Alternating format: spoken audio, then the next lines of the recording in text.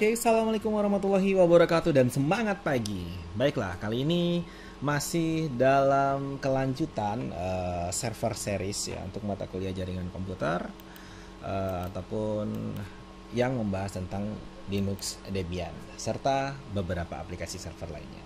Setelah kemarin kita sudah membuat tentang database server yaitu menggunakan MySQL dan phpMyAdmin, kali ini kita akan membahas sebuah server juga ya, khususnya untuk meremote yang memang paling banyak digunakan, artinya sering digunakan gitu ya untuk seorang administrator server, yaitu SSH server ataupun sering dikenal dengan remote server. Nah, apakah itu SSH ya? SSH ataupun Secure Shell itu sebuah jaringan protokol kriptografi untuk komunikasi data yang aman ataupun safety. Login antarmuka, kemudian berbasis tag. Kemudian perintah eksekusinya bisa kita lakukan jarak jauh, dan layanan jaringan lainnya antara dua jaringan komputer saling terkoneksi dengan saluran yang aman ataupun secure ya, karena dia secure cell. Nah, seperti itu. Kemudian lagi kenapa kita menggunakan SSH ini ya? Yang pertama adalah seorang administrator server biasanya itu tidak sering ataupun tidak selalu berada di tempat dia bekerja ataupun berada di tempat di mana server tersebut ada. Nah, kebiasaan seorang admin server itu akan melakukan konfigurasi servernya secara remote, artinya tidak langsung kepada komputer servernya, ya, melainkan dia akan melakukannya dari jarak jauh, ya, melakukannya dari jarak jauh. Misalkan sebuah server sedang berada di sebuah kantor yang terhubung ke internet dengan berbagai macam layanan ya, DHCP, DNS, mail, database dan sebagainya. Namun seorang administrator tidak akan 24 jam berada di ruangan tersebut. Sedangkan server itu harus beroperasi selama 24 jam. Nah, untuk itu dipasanglah sebuah aplikasi ini ataupun remote server ini menggunakan SSH server agar seorang administrator itu bisa melakukan konfigurasi ataupun bisa meremote servernya dari mana saja. Yang penting terhubung ke internet ya. Nah, jadi kegunaan utama dari SSH server itu sebenarnya. Nah, misalkan kita sudah punya server seperti ini yang sedang berjalan, katakanlah ini servernya berada di sebuah ruangan yang otomatis nyala terus 24 jam misalkan. Sementara kita sebagai adminnya tidak mungkin selama 24 jam berada di sisi server tersebut. Namun kita juga punya komputer lain ataupun klien ataupun mungkin dari smartphone bahkan ya, untuk melakukan remote konfigurasi server jika servernya dalam trouble ataupun sedang ada masalah ya. Umpamakan dalam sebuah perusahaan kita dipercaya menjadi seorang admin servernya, namun server yang kita kelola misalkan sedang down, terus kita tidak di tempat ya, sedang down itu mungkin salah satu layanannya saja gitu ya. Tapi kalau servernya memang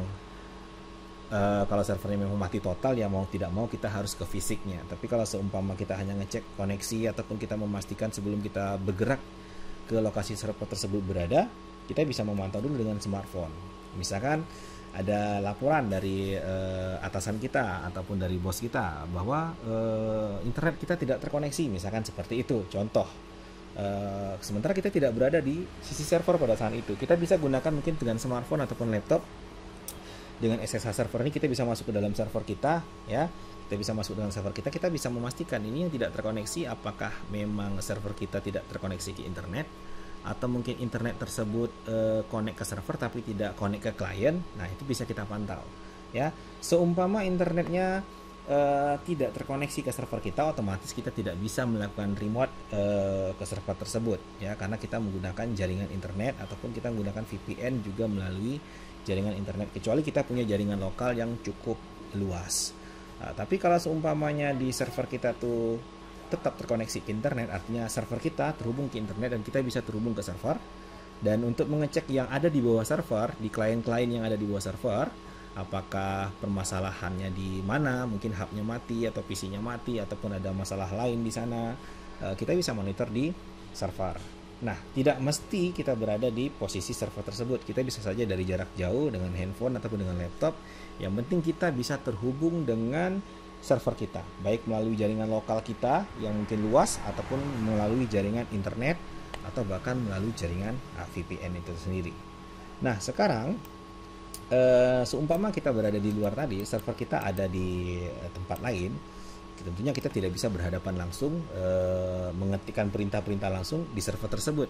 Nah, untuk itulah kita install yang namanya SSH server ini. Artinya kita bisa meremote server kita dari jarak yang jauh, ya. Nah, sekarang kita akan lakukan perintah untuk melakukan instalasi SSH server.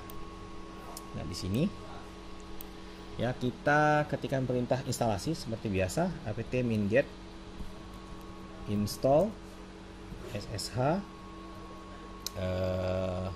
Bisa SSH saja, ada juga yang open SSH server. Ya, kita coba nama paket apa saja yang tersedia di Debian 7 ya. Karena berbeda versi biasanya ada perbedaan, dan ada juga beberapa aplikasi lain ya, terkait SSH ini. Ada open SSH, ada SSH server, dan ada SSH saja. Kita coba yang versi Debian 7 ini apakah SSH saja sudah ada paketnya. Kita coba install. Nah, ternyata ada SSH saja ya. Di sini di situ ada tertulis need get no byte _ 344 kilobyte of archive. Berarti ada filenya di dalam DVD Debian 7 ini. Kita tekan yes untuk melanjutkan proses instalasi. Jadi perintahnya adalah apt min-get spasi install SSH ya. Anda juga bisa melakukan instalasi paket lain yang terkait dengan SSH. Contohnya adalah open SSH strip server. Nah, dalam contoh ini kita gunakan SSH saja. Lalu dia minta masukkan DVD 1. Seperti biasa, kita pindahkan lagi ke DVD 1. Kenapa saya selalu DVD 2 seperti ini?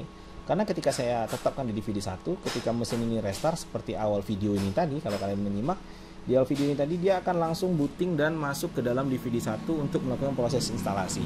Makanya saya selalu mengilahkannya ke DVD 2 karena DVD 2 ini tidak bootable. Artinya bukan CD utama yang dilakukan untuk yang di load untuk melakukan proses instalasi. Kalau CD 1 itu bootable. Makanya saya selalu switch ke DVD 2 agar tidak load ke bootable-nya Debian ini. Sebenarnya bisa kita ganti boot device order-nya, tapi itu cara lain. Nah, sekarang kita langsung saja pindah ke DVD 1, force unmount, dan kita tekan enter kembali. 0% working. Sambil menunggu, di sisi klien kita harus menyiapkan aplikasi SSH kliennya. Ya, nah ini sudah selesai instalasi SSH servernya di Debian. Sekarang ini kita minimize. Kita sedang berada di klien. Sekarang kita harus melakukan instalasi aplikasi SSH klien. Kalau di server tadi SSH server. Sedangkan di sisi klien ini di Windows ataupun sistem operasi apapun juga kita harus instalasi SSH klien. Dalam hal ini saya kasih contoh adalah PuTTY. Ya, PuTTY ini bisa di-download di websitenya ya, putty.org kalau tidak salah saya. Coba searching aja di Google untuk download PuTTY, double klik di sini. Nah, terus kita masukkan di sini IP address dari server tersebut. Bisa IP address, bisa juga DNS. Tapi yang pertama kita coba IP address dulu. 192.168.10.1. Itu adalah IP dari server kita, dan di sininya kita pilih SSH. Ya. Kemudian kita klik open. Sebelum kita klik open, kita perhatikan di sini portnya adalah 22. Ini port default. Untuk keamanan jaringan, biasanya seorang administrator server akan mengganti port tersebut. Tapi gantinya bukan di sini, gantinya di sisi server. Nah, kita login 192.168.10.1 SSH, portnya 22, kita klik open.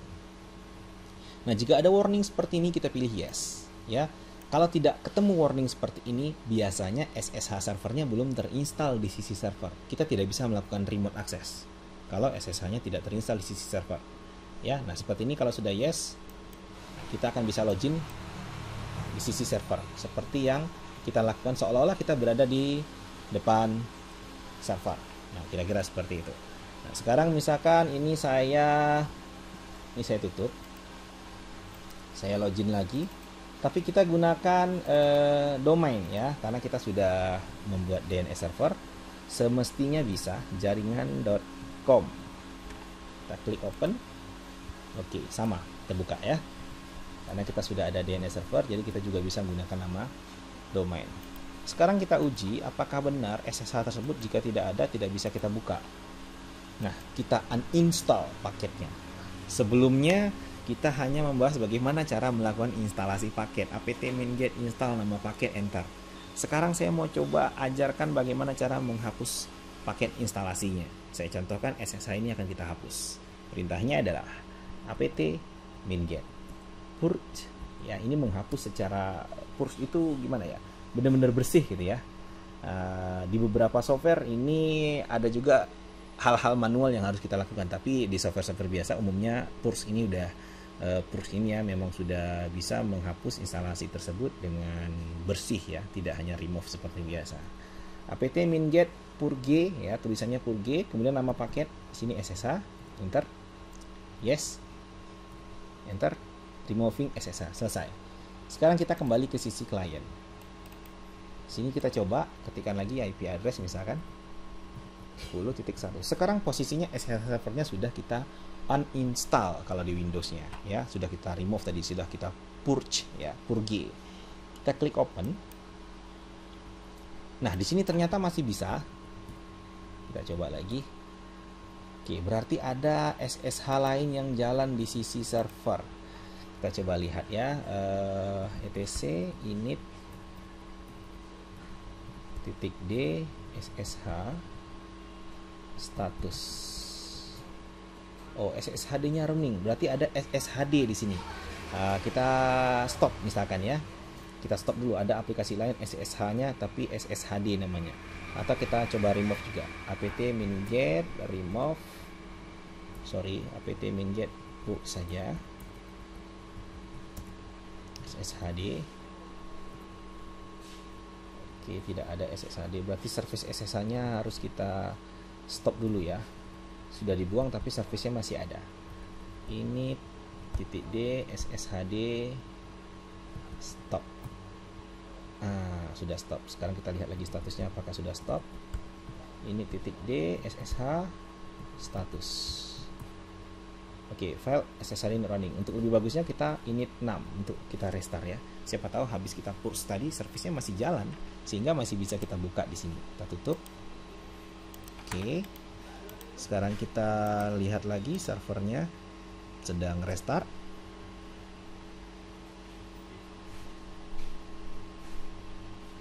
Nanti silakan kalian cari apa perbedaan apt min-get purge, apt min-get remove.